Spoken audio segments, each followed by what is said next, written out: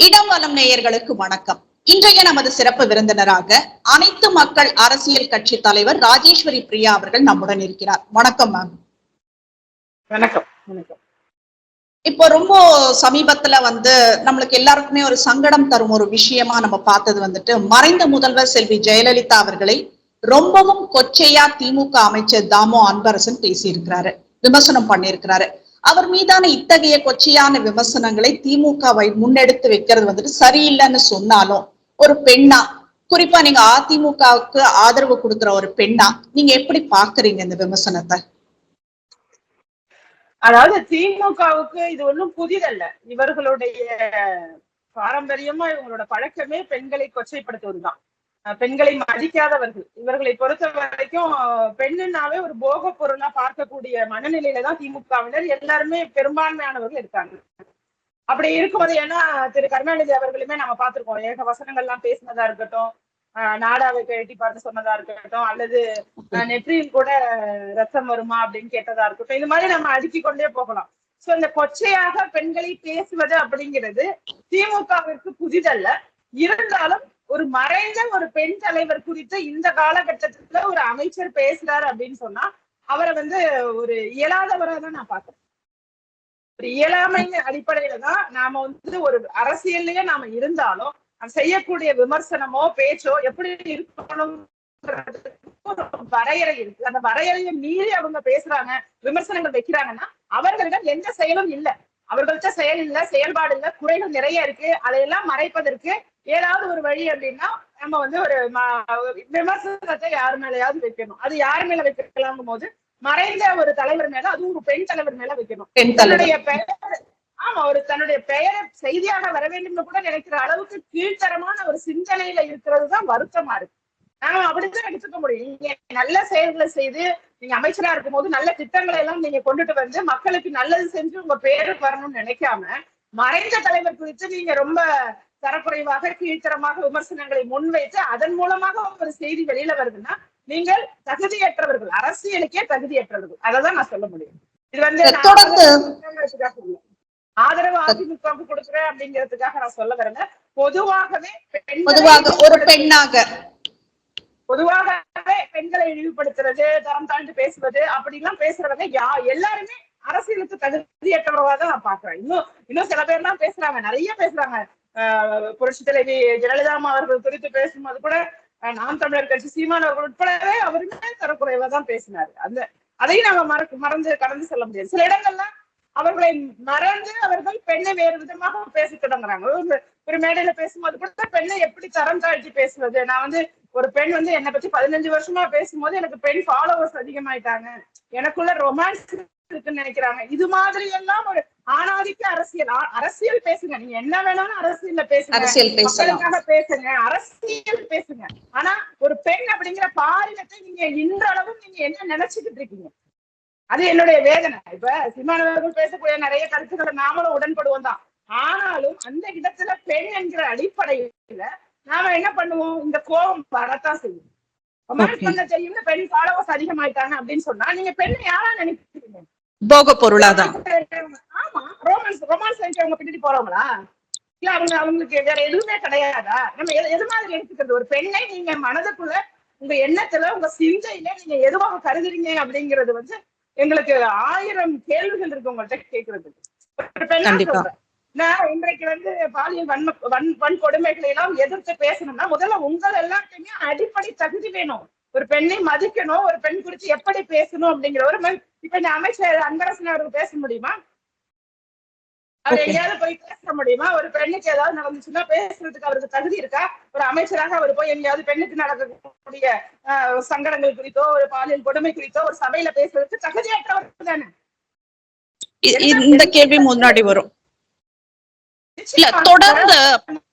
தொடர்ந்து பெண்கள் மீதான இந்த தாக்குதல், பெண்களின் தரம் குறித்து விமர்சித்தல் காரணத்தாலதான் எம்ஜிஆருக்கு அப்புறம் செல்வி ஜெயலலிதா அவர்களை எதிர்த்து 10 ஆண்டு காலம் ஆட்சிக்கே வர முடியாம திமுக திணறிச்சுன்னுட்டுனா அதிமுகவினர் விமர்சனம் பண்றாங்க. ஒரு பெண்ணா அரசியல் களத்துல போராடி முன்னேறுவதுங்கிறது ரொம்பவே ஒரு கடினமான விஷயம். அது உங்களுக்கு கண்டிப்பா தெரிஞ்சிருக்கும், நீங்க எவ்வளவு கஷ்டப்பட்டிருப்பீங்கன்னுட்டு.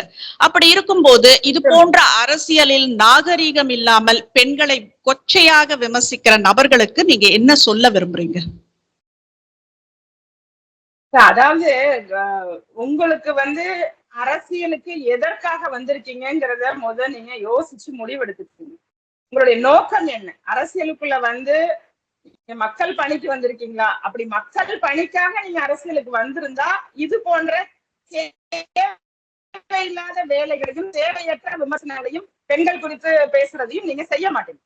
நீங்க ஒரு ஊழல் செய்வதற்காகவோ அல்லது சொத்து சேர்ப்பதற்கோ ஒரு சுயநலத்தோட வரும்போது உங்களுக்கு மக்களை பற்றி சிந்திக்கக்கூடிய பேசக்கூடிய திறன் இல்லாத போது அந்த நேரத்துலதான் ஏதோ ஒன்றை பேச வேண்டும், நானும் அரசியல்வாதி தான் அப்படிங்கிறதுக்கு நான் எதையாவது பேசணும் அப்படிங்கிற பட்சத்துல யாரையாவது பத்தி பேசுறது எப்படி தரம் தாழ்ந்து பேசலாம் அப்படிங்கிறதுங்க. அரசியல்ல நாகரிகம்னு சொல்ற வார்த்தைய நீங்க இதுக்கெல்லாம் உட்படுத்த மாட்டீங்களா? உங்க அரசியல் நாகரிகம் அப்படிங்கிறது ராஜ்நாத் சிங் அவர்களை கூப்பிட்டு நாணயம் வெளியிடுறதுல இருக்கும், நீங்க அண்ணாமலை அவர்களை கூப்பிட்டு போய் அழைச்சிட்டு போய் உட்கார வச்சுக்கிறதுல இருக்கும். இது எல்லாம் அரசியல் நாகரிகமாக பார்க்கப்படும். ஆனா நீங்க ஒரு இடத்துல விமர்சனம் வைக்கும் போது இவ்வளவு தரம் தாழ்ந்து பேசுறது அப்படிங்கிறது அது எதுக்குள்ள வரும், எந்த வரையறைக்குள்ள வரும்?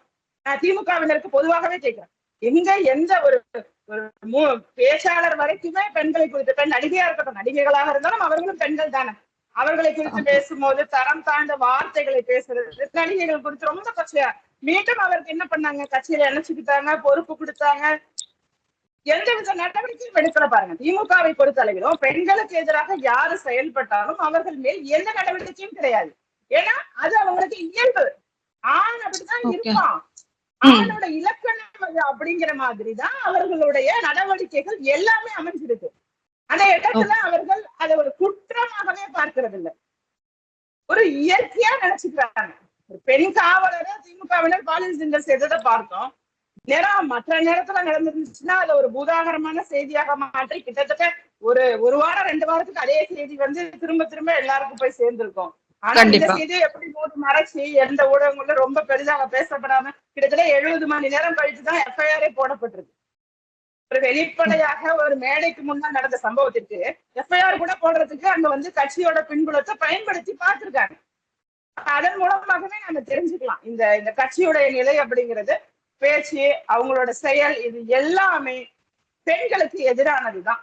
இதை இவங்க மறைப்பதற்கு முயற்சி பண்ணலாம், ஆனா அது வெட்ட வெளிச்சமாக தெரிஞ்சு போயிடுது. Okay ma'am. இப்போ அமைச்சர் உதயநிதி ஸ்டாலினை துணை முதல்வரா கொண்டு வர திமுகவில் பல்வேறு முயற்சிகள் நடந்துட்டு வரதை பார்க்க முடியுது. சில அமைச்சர்கள் இன்ப நிதி அரசியலுக்கு வந்தாலும் அவருக்காகவும் பணி செய்வோம்னு பேசுறதையும் பார்க்க முடியுது. திமுகவில் நடக்கும் இந்த மாதிரியான ஒரு அரசியல் நகர்வுகளை நீங்க எப்படி பாக்குறீங்க? அதாவது கருணாநிதி அவர்கள் அரசியல் வேற, ஸ்டாலின் அவர்கள் அரசியல் வேற, உதயநிதி அவர்களை நம்ம அரசியல்ல அவர் யாருன்னே தெரியாது. இப்ப அமைச்சர் தானே அவரு. அதுதான் அமைச்சர் அப்படிங்கிறது நீண்ட நெடும் பயணம் செய்து பொறுப்புல இருந்து ரொம்ப கஷ்டப்பட்டெல்லாம் வரல, ரொம்ப சுலபமாக கிடைத்ததுதான் அமைச்சர் பதவி. ஒரு கட்சியில சேர்ந்ததே 2017 தான் அரசியலுக்குள்ளேயே வரேன்னு சொல்றாரு. அவர் 17, 18 அந்த மாதிரி 18 அது அப்பதான் வர்றாரு அரசியலுக்கு. அதன் பிறகு உடனடியாக எம்எல்ஏ சீட்டு கிடைக்குது, அமைச்சர் ஆயிடுறாரு. அரசியல்வாதியாக உதயநிதி அவர்கள் என்ன செய்தார் அப்படிங்கறதுதான் எங்களை போன்றவரோட கேள்வி. உங்களுக்கு கட்சிக்குள்ள பிரச்சனைகள் இருக்கும், கட்சிக்குள்ள வேற வேற பிளவு எதுவும் வரக்கூடாதுங்கிறதுக்காக நீங்கள் செய்யக்கூடிய முடிவு அப்படிங்கிறது அந்த கொள்கைக்காக சேர்ந்த கூட்டமாக இருப்பாங்கல்ல. திமுக புதிய கட்சி இல்ல, அது ஒரு பழைய கட்சி. எத்தனையோ பேரு கொள்கைக்காக சேர்ந்து நிறைய சிரமப்பட்டு நிறைய இன்னல்களை எல்லாம் அனுபவிச்சு சிறைக்கு கூட சென்றிருப்பாங்க. அவர்களுக்கெல்லாம் உதயநிதி அவர்கள் முன்னாடி நிக்கிறது முழு விருப்பமான நிச்சயமா இல்ல, இருக்காது. என்னிடமே நிறைய பேர், ஏன்னா 75 வயசுல உள்ளவங்க எல்லாம் அவங்க எல்லாம் அவங்களோட கதையை சொல்றாங்க, என்னென்னலாம் நாங்க கட்சிக்காக செய்தோம். இன்னைக்கு கட்சி முழுக்க இவங்க மட்டுமே ஒரு 5-6 பேர் சேர்ந்து இவங்கதான் கட்சிங்கிறாங்க, இவங்களோட பிள்ளைங்க மட்டும்தான் இந்த துறையில இருக்காங்க அப்படின்னு சொல்லி இவங்க ஒட்டு மொத்தமாகவே இந்த கட்சியை ஒரு குடும்ப கட்சியாக, வாரிசு கட்சியாக மாற்றிருக்காங்க. நினைச்சு வேதனைப்படுறாங்க. அந்த வேதனை வாரிசு கட்சின்றது எல்லா இடத்துலயும் இருக்கு இல்லைங்களா? வாரிசு வரலாம், இல்ல வாரிசு வரலாங்க. நான் வந்து வாரிசுக்கு எதிரா நான் என்னைக்குமே கருத்து சொன்னதில்ல. பட் கொஞ்சம் திறமையான வாரிசாக இருக்கணும் அப்படிங்கிறதுதான். நீங்க ஒரு கருத்தை மேடையில பேசும்போது கூட சனாதானம் குறித்து பேசுறமே, சனாதானத்துக்கு என்ன அர்த்தம்னு கூட தெரியாம பேசிடுறாரு.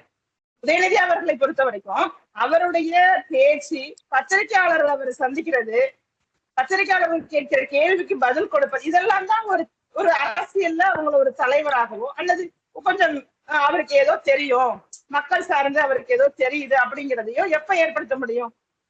நீங்க யாரோட பிள்ளைங்கிறதுக்காக போஸ்டர் வெட்டிக்கிறதுலயும் விளம்பரங்கள் செஞ்சுக்கிறதுலயும் இதன் மூலமாக மட்டுமே தான் நீங்க தெரிஞ்சிருக்கீங்களே தவிர மக்களுக்காக என்ன போராட்டம் செஞ்சிருக்காரு, என்னென்னலாம் ஆர்ப்பாட்டம் செஞ்சிருக்காரு, என்ன செய்திருக்கிறார் அப்படிங்கிற இடத்துல உதயநிதி அவர்கள் எதுவுமே கிடையாது.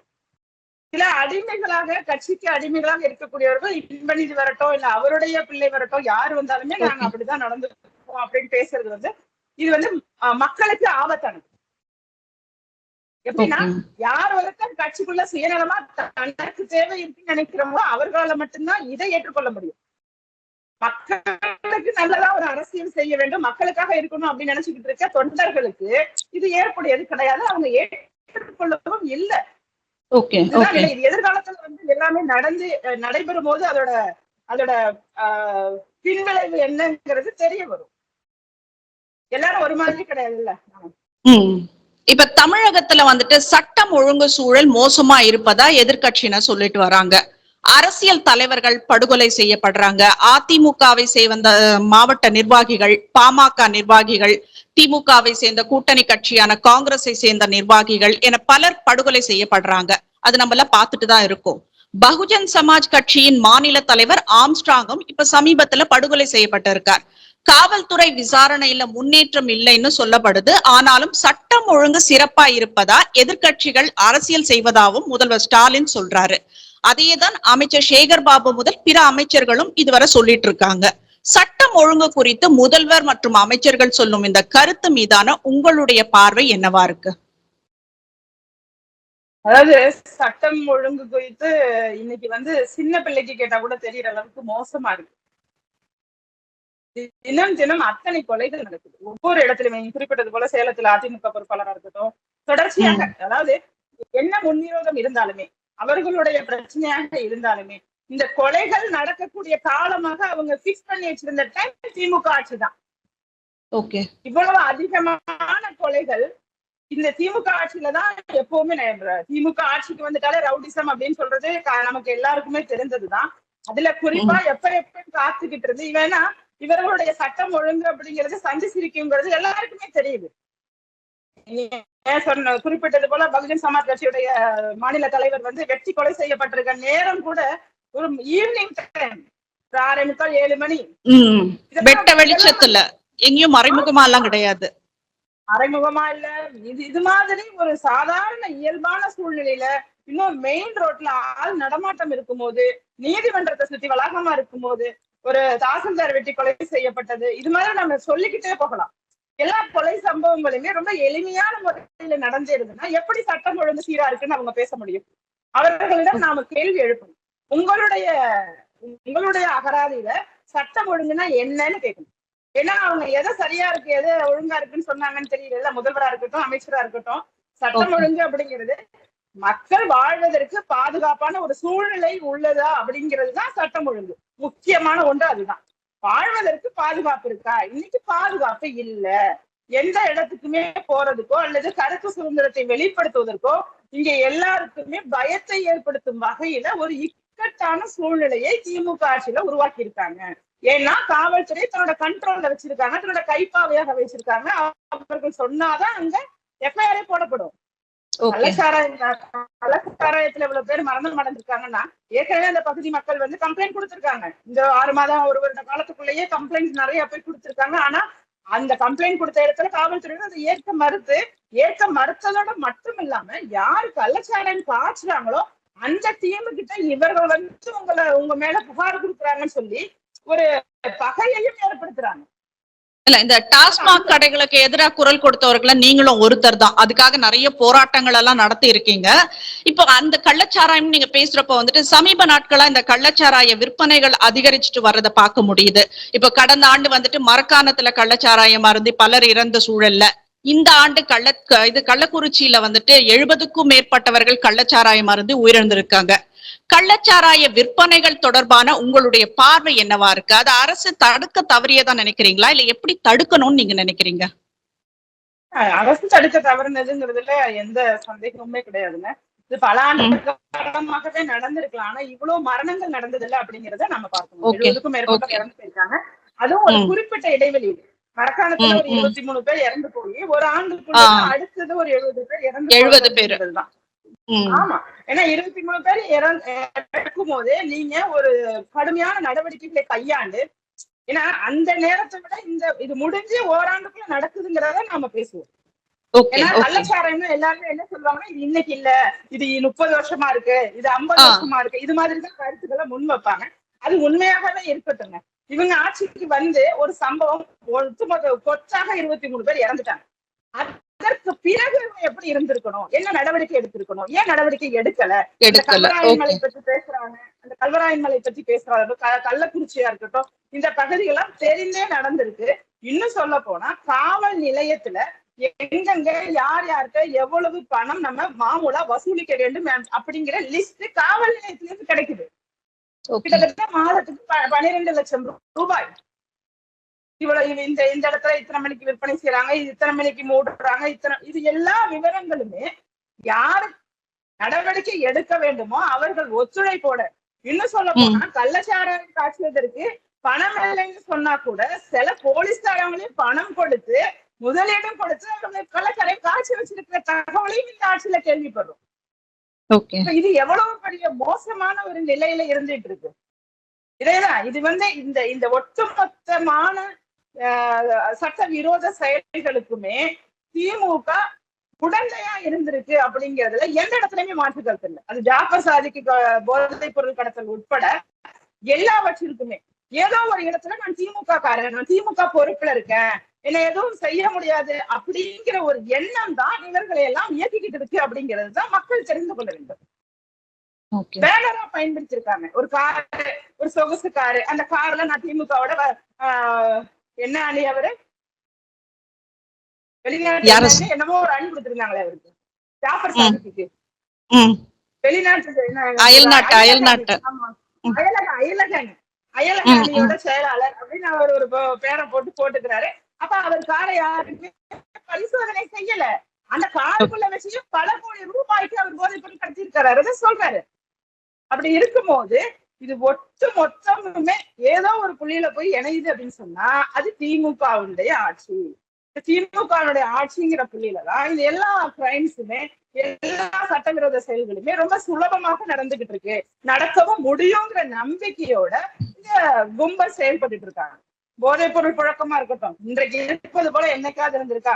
நீங்க 2.0 3.0 சொல்லி படம் காட்டுறீங்க. நீங்க என்ன வேலை செய்யணுமோ அதை செய்யல, யார பிடிக்கணுமோ அவங்களை பிடிக்கல. அதை விட்டுட்டு நீங்க மக்களுக்கு சும்மா கண் கிடைப்பு மாதிரி நாங்க 2.0 வேட்டை, கஞ்சா வேட்டை, இப்போ அது இதுன்னு அப்படியே அந்த பேசியே மக்களை ஏமாத்துறது அப்படிங்கிறது அவர்களை விட்டு விலகலை. இன்றளவும் பேசிதான் அவங்க ஏமாற்ற முயற்சிக்கிறாங்க. அவங்க தேர்தல் அறிக்கை உட்படவே சொல்றேன், அந்த ஏமாற்றம் மக்கள் மனதில ஆழமா பதிஞ்சுட்டீங்க. Okay ma'am. இப்ப நம்ம கள்ளச்சாராயம் பத்தி பார்த்தோம். அடுத்து இந்த தலித் விஷயம் ரொம்ப என்ன சொல்றது, எல்லாருமே பேசுற அளவுக்கு இருக்கு. இப்ப தமிழகத்துல தலித் தலைவர்களால முதல்வராக முடியாத நிலை இருப்பதா இப்ப விசிக தலைவர் திருமாவளவன் சொல்லி இருக்காரு. திமுக கூட்டணியில இருந்துட்டே இது போன்ற ஒரு கருத்துக்களை அவர் வெளிப்படுத்துறது பலருக்கு ஆச்சரியத்தை ஏற்படுத்தும் வகையில தான் இருக்குன்னு சொல்லலாம். இப்ப ஆம்ஸ்ட்ராங் கொலை வழக்குல ரஞ்சித் உட்பட பலரும் சிபிஐ விசாரணை கோரிய நிலையில திமுக அரசுக்கு ஆதரவான கருத்துக்களை வெளிப்படுத்தியவர் திருமாவளவன். ஆனா இன்னைக்கு தலித் தலைவர்களில ஒருவர் கூட முதல்வராக முடியாத நிலை இருக்குன்னு சொல்றாருன்னா அது திமுக தொடர்ந்து கூறி வரும் சமூக நீதிக்கான ஆட்சிங்கிற அவங்களுடைய அந்த கோஷத்துக்கு எதிரானதா இருக்காதா? திருமாவளவன் அவர்களுடைய பேச்சு சரின்னு பாக்குறீங்களா? அவருடைய பேச்சு சரியானதுதான், அந்த கருத்து எல்லாரோடையுமே ஏற்றுக்கொள்ளக்கூடிய கருத்து தான்.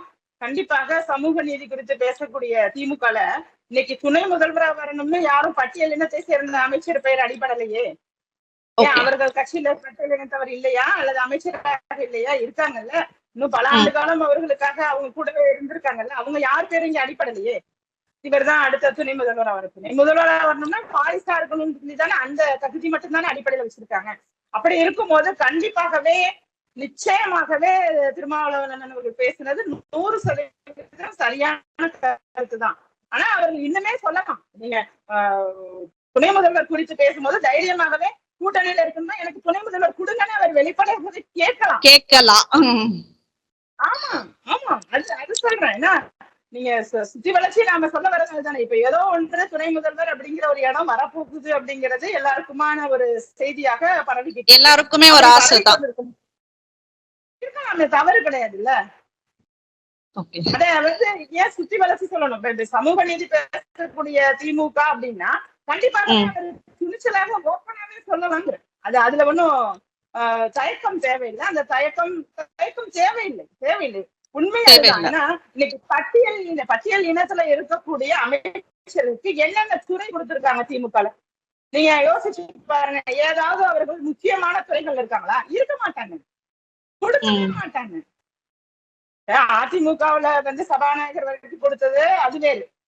அதிமுகவுல சாதி பார்க்காம நிறைய பேருக்கு நிறைய வாய்ப்புகள் வழங்கியிருக்கு. புரட்சித்தலைவர் அம்மா அவர்கள் நிறையவே திறமையின் அடிப்படையில எல்லாம் நிறையவே கொடுத்திருக்காங்க வாய்ப்புகளை. ஆனா திமுக முழுவதுமாக சாதி அடிப்படையிலேயே மட்டும்தான் எல்லாவற்றையுமே செய்யும். ஒரு மிகப்பெரிய சாதி கட்சின்னு ஒண்ணுன்னா அது திமுக தான். இவர்கள் சமூக நீதி பற்றி பேசுவதற்கு 1% கூட தகுதியற்றவர்கள். நீங்க நான் வந்து அரசியல் பேசல. யாரு வேண்டுமானாலும் யாராருக்கு என்னென்ன துறை கொடுத்திருக்காங்க,